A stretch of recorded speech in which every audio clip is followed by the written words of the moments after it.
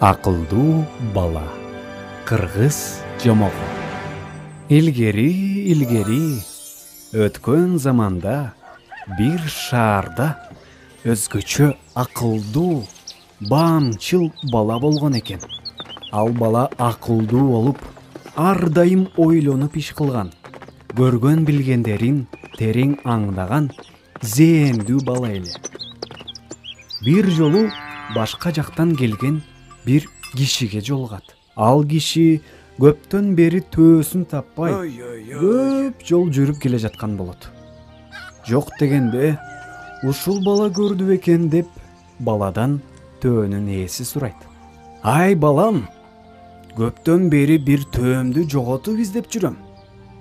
Силер жактан өтүп калса, көрүп калган жериң жокпу? Деп сөз баштайт. Ал төөңүздүн арткы буттарынын бири аксак эмес беле? Ооба, дал ошондой. Төөмдүн арткы бир буту ооручу эле. Төөдө куржунга салынган буудай жок беле? Ооба, ошондой. Бар болчу. Төөмдүн куржунунда буудай бар болчу. Ошону менен кошо жоготкон элем да.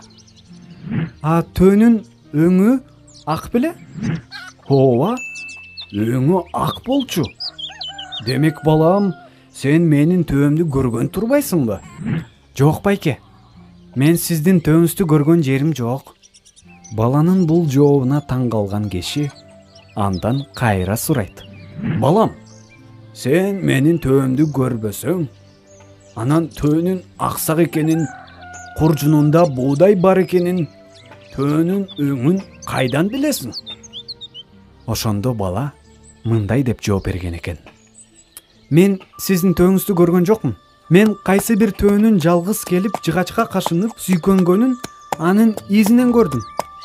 Ал жердеги изди карасам, төөнүн изи экен. Төөнүн бир буту жерге тийбептир. Төө аксап баскан экен. Төө кашынган жерде бир аз буудай төгүлүптүр. Андагы куржун жыгачка илинип тешилген экен.